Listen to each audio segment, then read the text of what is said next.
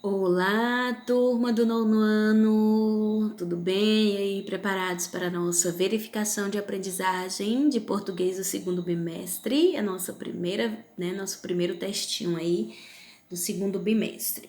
Então, eu já comecei aqui com o nosso textinho, o peso do estereótipo, tá?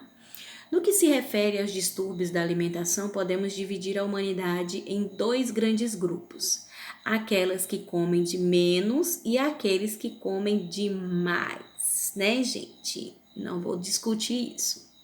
Os primeiros compreendem aqueles para os quais falta comida, os habitantes do terceiro mundo, e aqueles que, mesmo dispondo de alimento, recusam-se por razões emocionais. A abundância de comida e a voracidade, por sua vez, geraram um problema da obesidade, que, mesmo em países como o Brasil, é hoje uma questão de saúde pública. A extrema obesidade está associada a diabetes, hipertensão arterial, doença cardiovascular, problemas articulares. E resulta numa imagem corporal que não é das mais agradáveis, ao contrário do que acontecia no passado, quando a maior ameaça era representada pela desnutrição. Mulheres gordinhas eram valorizadas, como se pode ver nos quadros de Rubens ou de Cézanne.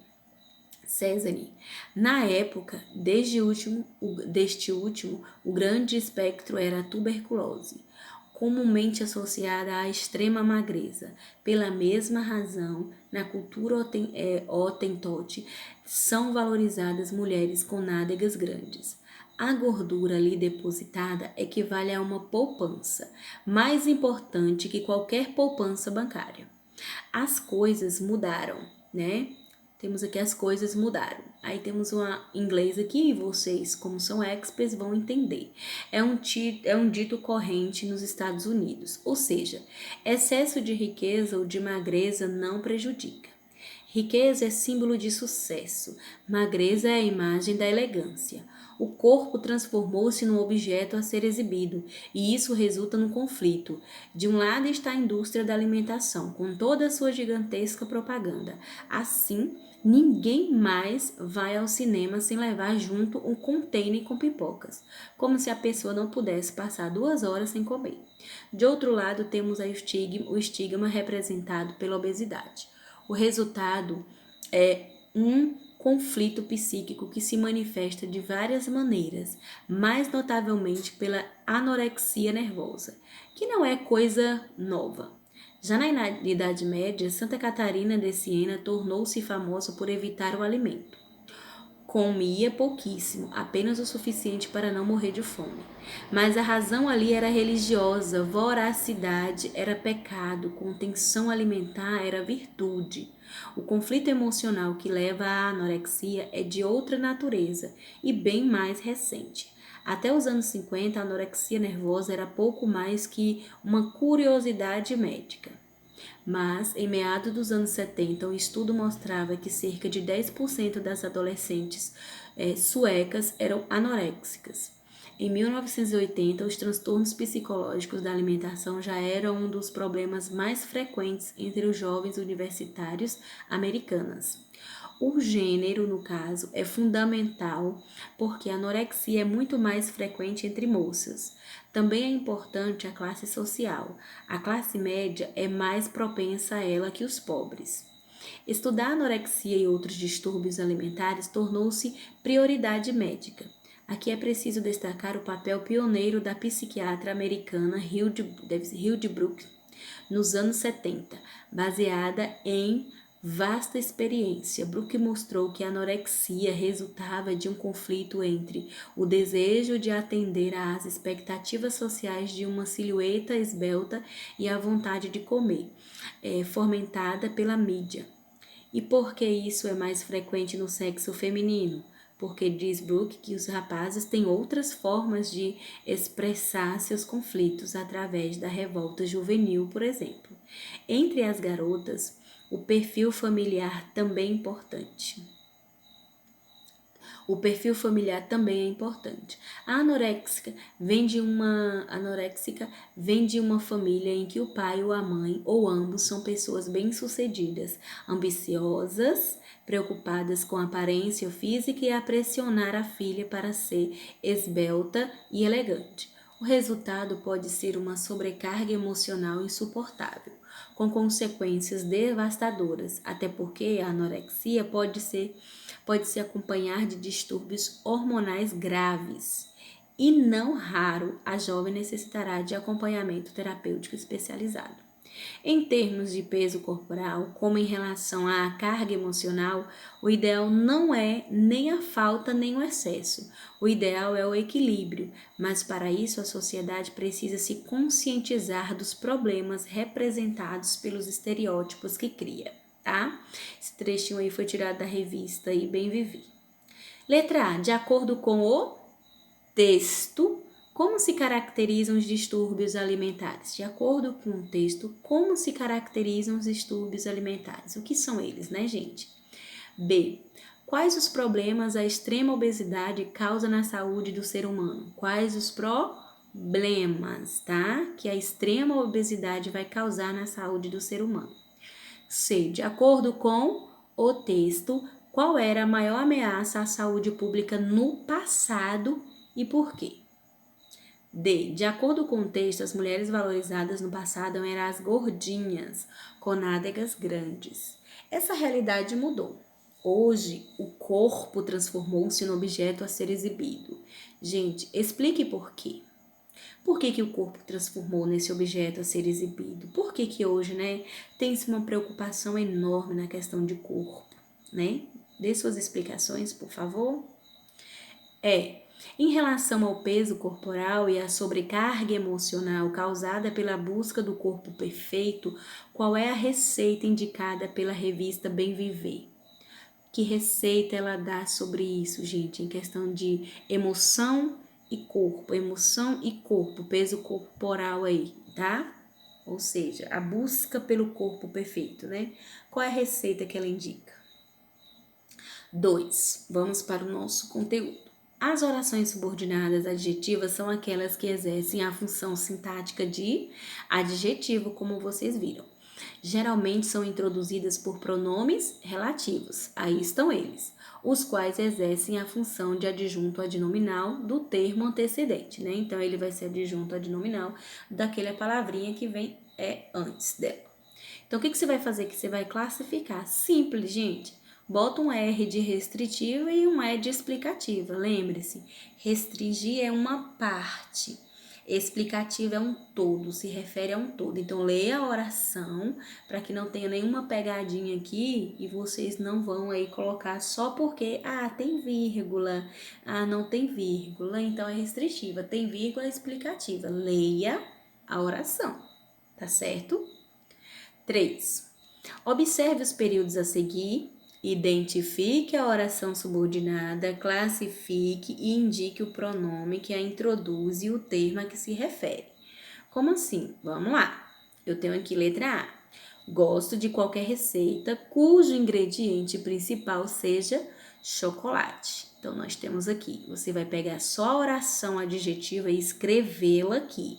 Lembre-se que ela começa do pronome relativo, por favor, tá, gente?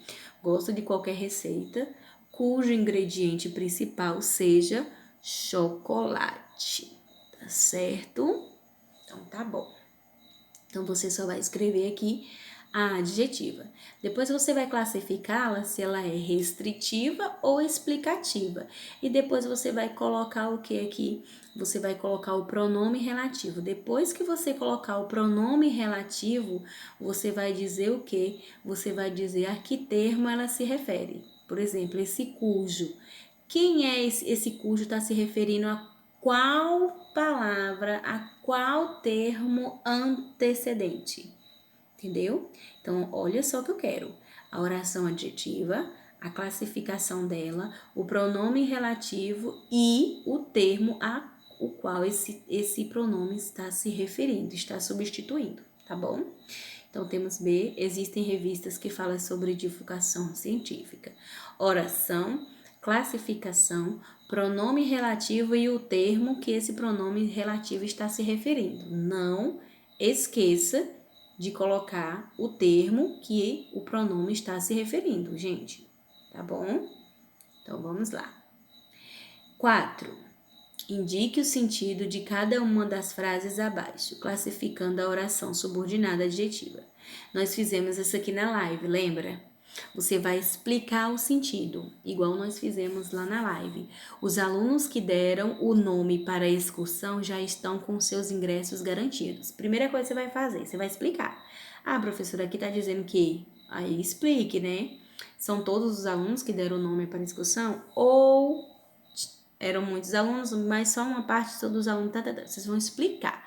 Depois, você vai classificar, você vai me dizer qual é a restritiva e qual é a explicativa, tá bom? Não se esqueça, ó, nós temos aqui a letra A e temos a letra B aqui, com o mesmo termo, só com a mesma oração, só que uma com vírgula, outra sem vírgula. Aí você vai explicar o significado e depois botar a classificação, se é restritiva ou explicativa, tá certo? Nós temos aqui a C e a D também, tá? Os funcionários que tomaram a vacina contra a dengue estão assegurados. Os funcionários que tomaram a vacina contra a dengue estão assegurados. Explique e diga para mim qual é a restritiva e qual é a explicativa. Questão 5. Reescreva os períodos a seguir, transformando a expressão adjetiva destacada em uma oração subordinada adjetiva desenvolvida. Você vai empregar o pronome relativo que considerar mais adequado. Gente, lembre, após o ataque terrorista, o mundo assistiu a cenas comoventes. Como é que vai ficar essa oração agora? Você transformando-a numa oração adjetiva. Então, você vai pegar um pronome e você vai pegar esses comoventes aqui e transformar numa oração adjetiva. Após o ataque terrorista, o mundo assistiu a cenas comoventes. Vou dar o exemplo, tá? Após o ataque terrorista, o mundo assistiu a cenas que comoveram, né? Que comoveram. Olha que eu coloquei aí o quezinho e virou uma adjetiva. Entendeu? Tá. Você vai fazer a mesma coisa na letra B e a mesma coisa na letra C e na letra D. Tá certo? 6. Aponte a opção que completa corretamente as frases abaixo. Tá vendo aqui os pronomes? Qual é que vai encaixar direitinho aqui nessas 3 frases? Este é o garoto, pam, pam, pam, pai, fui professor. Era uma grande árvore, pam, sombra, descansávamos. Você é a pessoa, tá, recorrerei. Então tá aqui, ó. Qual é que vai encaixar bonitinho aqui? Muito simples, né? É só ver as funções dos pronomes aí. Aqui nós temos, leia os quadrinhos de Caulos abaixo. Nós temos aqui, esse trechinho nós temos aqui do lado, tá vendo? Que é Vida de Passarinho, referente a uma musiquinha bem conhecida aí, depois vocês leem. Nós temos aqui no verso de Gonçalves Dias, identificamos a construção de um período formado pela oração principal e por uma oração subordinada adjetiva, que restringe o termo antecedente, palmeiras. Ó, minha terra tem palmeiras onde canta o sabiá. Onde canta o sabiá. E temos aqui palmeiras. Então, eu tenho uma oração principal e uma subordinada, tá vendo? E ela aqui, no caso, ela é adjetiva restritiva. Observe que Palmeiras é o lugar físico em que o sabiá canta. Por isso, pode ser empregado como pronome relativo o termo onde. Seguindo essa orientação, reescreva as orações a seguir, substituindo o quadrinho pelo pronome relativo adequado. O que vocês vão colocar aqui, meus queridos? O pronome relativo. Esta é a sala, você deveria trabalhar. Aí você vai procurar qual pronome relativo encaixa direitinho aí, tá certo? Se é a qual, se é da qual, vocês vão verificar qual vai encaixar direitinho, tá? Nesse quadrinho aqui preto. Estudei algumas teorias, descobri quanto a vida na Terra está ameaçada, tá certo? Então, use pronomes relativos. 8. A respeito do emprego dos pronomes relativos, assinale a opção correta. Você vai só ver qual é aqui a informação que está, ó, corretíssima, tá certo?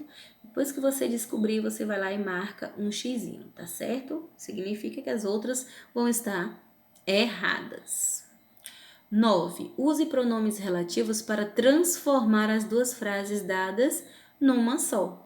Ó, Robinho foi convocado pelo treinador. O treinador irá à Copa do Mundo. Então você vai pegar aí um pronome e vai encaixar direitinho aí para poder tirar a palavra que está sendo repetida, que seria o que, gente? Treinador. Robinho foi convocado pelo treinador. O treinador irá à Copa do Mundo. Então veja qual o pronome que vai transformar essas duas frases em apenas uma só. Tá bom?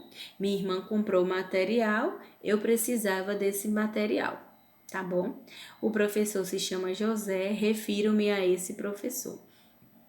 Pega aqui, ó, e faça a união com um pronomezinho relativo, tá?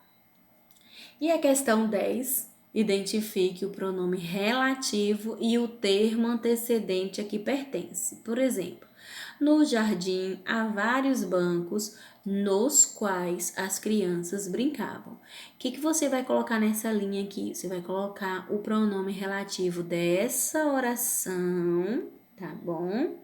Dessa oração e depois você vai dizer a qual termo esse pronome relativo está se referindo, tá? No jardim há vários bancos, nos quais, ó, achei aqui o pronome, nos quais. Agora, esse nos quais está substituindo, está se referindo a quem? Aí você vai e escreve na frente do pronome relativo, tá bom?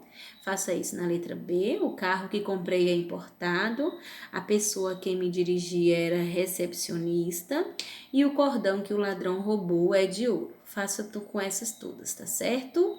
Então, caprichem, faça com atenção, tire uma nota excelente e dúvidas eu estou no privado, vocês sabem disso, né? É só me procurar que vou estar lá para te responder.